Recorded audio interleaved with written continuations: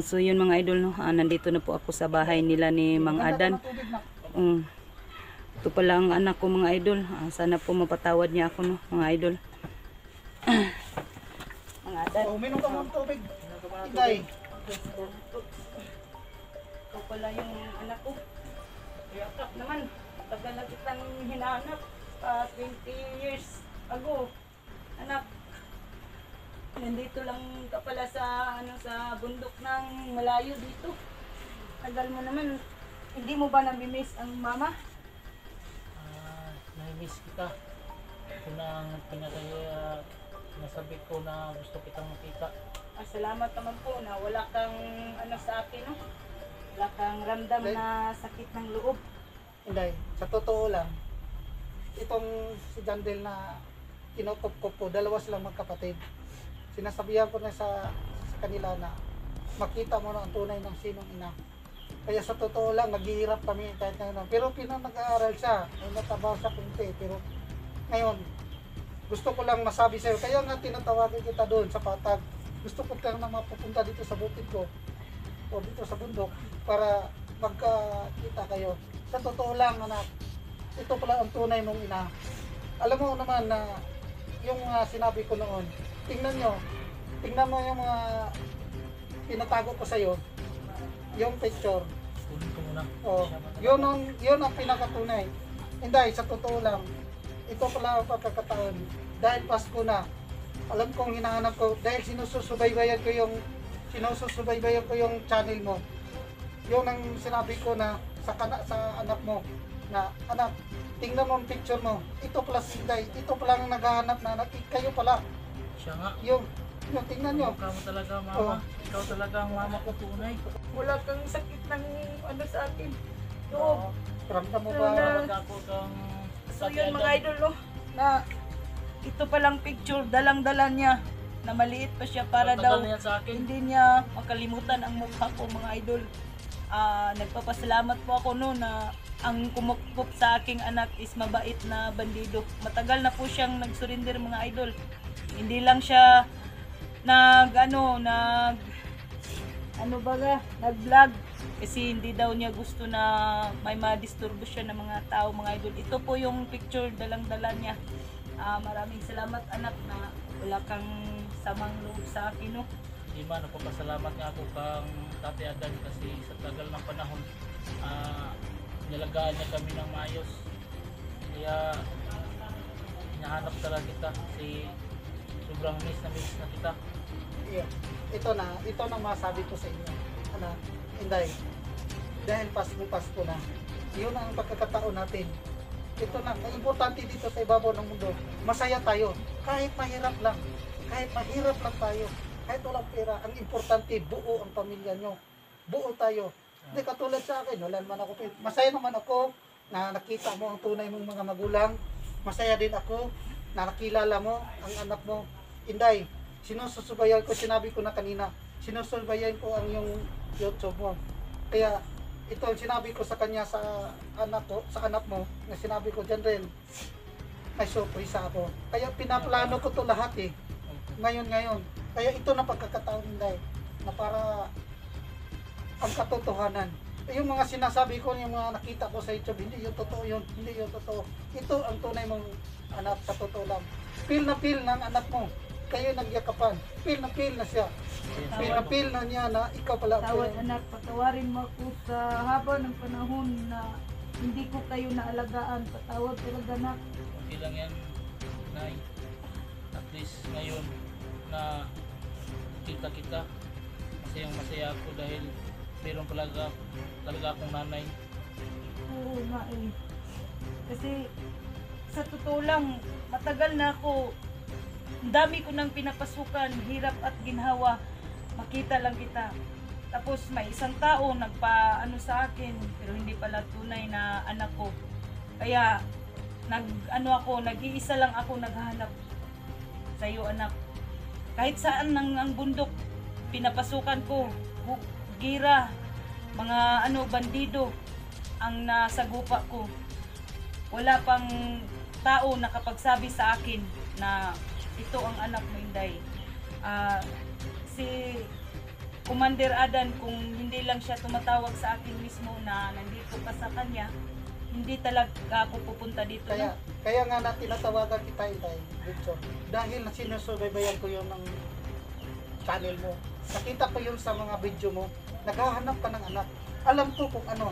Dahil itong dalawang batang ito, ibinigay sa akin. Binigay sa akin yung nagbigay sa akin na alagaan ko. Nung nagko-commander pa ako. Kaya dala-dala ko sila. Kaya ako bumaba na lang ako sa bundok. Nagbagong buhay ako dahil sa kanila. Dahil itong kapatid yung isang kapatid nitong batang ito may sakit. Yung hinatid mo sa Oh, akin. yung pinahatid ko doon sa inyo. Sinabi ko parang hindi ako mahirapan. Kaya sinabi ko sa kanya na ihatid kita sa tunay mong mama. Dahil ito na ng anak mo si Jandel, yung natatandang kapatid. Bakit Eh, hindi mo dalawa Dahil sila? hindi ito siya nag-aaral. Nag-aaral doon siya Ako. sa syudad. Nag-aaral umuwi, ano lang siya dito ngayon. Umuwi lang siya ngayon dahil Paskong Pasko. Kaya ito na ang sinabi ko sa iyo na sana ngayong Pasko magkabuo kayo. Tupad talaga aking hiling na Oh, yung pinangarap niya eh. Yung pinangarap niya na sana pa sa totoo yung totoong mga magulang ko makita ko na. Kaya ito na, sinabi pinaplano ko lahat ito, Inday. Ako'y nagtitiis, ako'y nagpaplano. Sinyaga ito, tsaga ito. Naman. So yun mga idol, no? Sana Yan ang ano ko. mag-ano na kayo. Yun ang tunay ng mga magulang mo. Nandun na kayo sa pamilya tunay. Sana hindi mo ako kalimutan. okay lang yung tatay.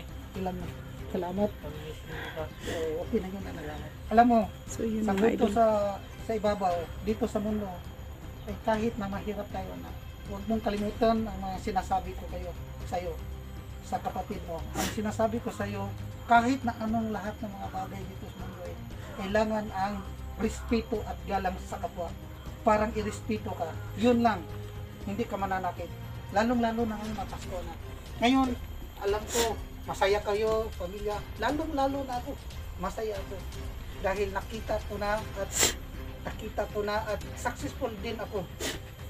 Yun ang dinadasal ko palagi. Na sana kayo magbuo ng pamilya. Ang importante lang dito sa ibabaw sa mundo na masaya tayo. Hindi tayo malungkot. Yung mga problema na yan, huwag iwasan natin. Focus tayo sa ating anong gagawin natin dito. Sa totoo lang. Kaya masaya ako.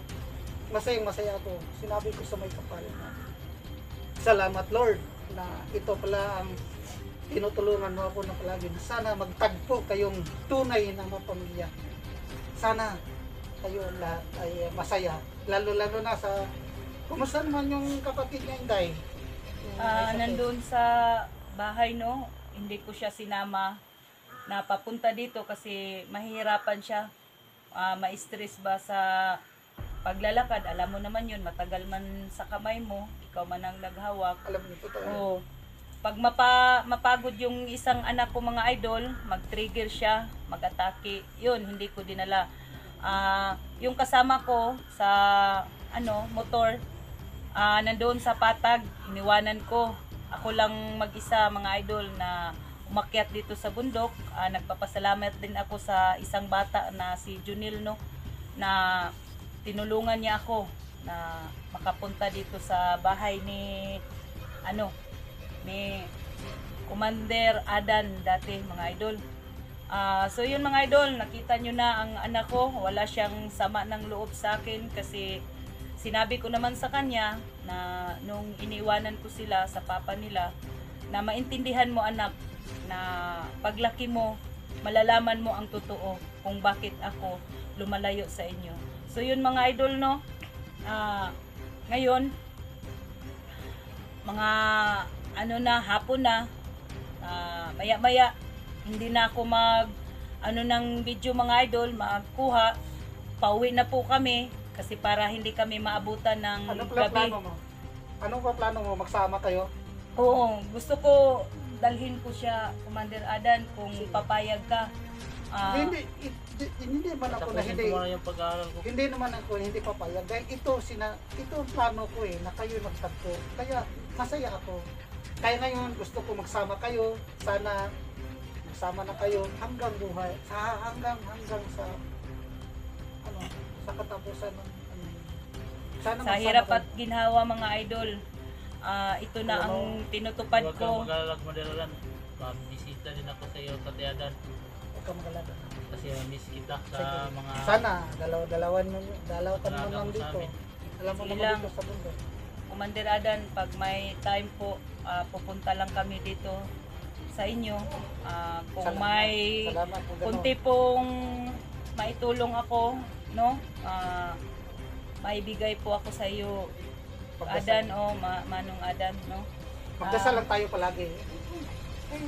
Dito, ngayong Kasi- Pasko, marami mang tumutulong, lalo na sa may mga kaya. Pero kung may tutulong sila, okay, salamat. Pero wala, okay na din. Ang importante dito, masaya tayo. Yun lang ang lagi natin dinarasin. Yung sinasabi ko na sa iyo, na sana magdasal palagi, unahin ang palagi ang Panginoon. tatanim ko sa isip ko. Katiadan. Malaki ang ano ko sa iyo, Commander Adan, no? Malaki ang kung baga pa dako kog utang kabubuton sa imo ha. Yung utang na tanaw, okay na yon. Ang importante, marami tayong natulungan. Importante ito importante ito sa buhay. Kaya Dahil nga, hindi tayo magtatago ng hindi katotohanan. Ito palang totoo. Kaya ito ang totoo, yun ang totoo. Dahil kapag hindi totoo hindi tayo manalo dyan Ang importante, yung katotohanan ang sinasabi. Yung ginagawa ko, ito palang totoo. Yung mga kaya pala umaalis ka sa sa bundok. Kaya sa- nga dati marami akong mga kasama ng mga bandido, ng mga sigal. Yung mga bago-bago lang yung mga commander, bago lang sila. Sa totoo lang, ang mga dating mga commander ay pinakatibay doon. Yun yung mga commander dito sa bundok na umaalis ako, hindi ako nagpaalam sa kanila dahil alam ko kung ano talaga ang maganda talaga mamuhay sa mundo dito kapag kahit Wala mahirap kang ng matiwasay. Wala tayong pinaka. Alam mo, marami naman akong nasagasaan. Oo. Pero sa gira lang yon. Kapag sa gubat, kapag hindi ka bumaril, hindi ka marunong bumaril, ikaw ang madali. Kaya marunong ka rin pumatay. Katulad ni mama mo, may mga patay sa mga bandido. Dahil kapag hindi niya gagawin yun, siya mamamatay. Kaya ako nagsisisi dahil marami na akong nagawag patayan. Kaya bumaba ako, naghingi na lang ako tawad sa sarili ko at saka sa Panginoon na sana patawarin ako dahil nandun ako sa gubat, nandun ako sa bigmaan. Kaya gusto ko na magbago, kaya dito ako. Kahit na lang kayo. Ka na lang ng mga gulay dito sa bundok. Oo, mga gulay, sari-sari lang yan. Minsan, kapag uuwi yung si Janrel dito, tumulong siya, gasto, kami. Magtulungan kayo dalawa. Mga saging, niya, ibinta niya. Katapos, pabalik naman siya sa bayan, doon sa syudad, nag-aaral siya doon. Itong anak mo, Inday? Hardworking to, nag-aaral, minsan nagtatrabaho din. Kahit trabaho siya, nag-aaral din. Ano nang natapos mo ngayon, anak? Sa ngayon, Nagka-college college pa lang. Nagka-college. Papatapos pa ito. Tapos Inday. ako, mama. Kung may mga kunting tulong ka sa kanya, ibawi ka na lang sa kanya. Bawiin mo ang mga tulong mo. Sana Hayaan mo, anak. Magagawin ko ang lahat para lang masaya ako. para lang masaya ako na. ano ko ang magampanan ko na taas ng panahon na wala akong tulong pagkukulang mo, Inday. pagkukulang ko sa inyo, dalawa ng kapatid mo, gagampanan ko yan. So yun mga idol, no, andito naman ang anak ko. Masaya ka ba, Inday? Masaya Kaya talaga nga, ako. ito lang masabi ko sa iyo, sa inyo, pamilya. Masaya ako, idol, kasi nakita ko ng anak ko. Yun ang pinaka-importante. Ito lang, mapapayo ko sa tips ko lang sa iyo, o mapapayo ko sa iyo, bilang isang magkapamilya na kayo. Gumawa kayo ng mga happening sa inyo.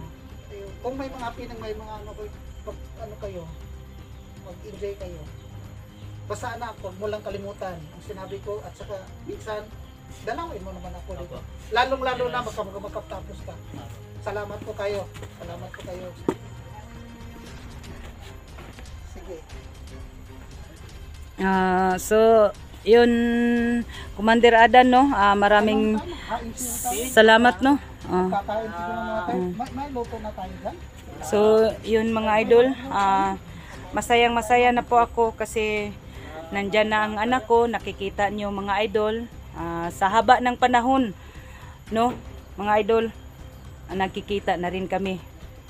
Dami pa naming, kwentuhan pagdating namin sa bahay, mag-uwi kami, magkwentuhan kami dalawa mga idol. Ipapakita ko sa inyo ang dalawa kong anak, no, mamaya pag-uwi namin sa bahay, makita nyo mga idol. Hanggang dito lang po ang video ko. Mag-off cam na po ako mga idol kasi palubat na yung cellphone noon na nagkita na po kami mga idol, no. God bless po sa ating lahat.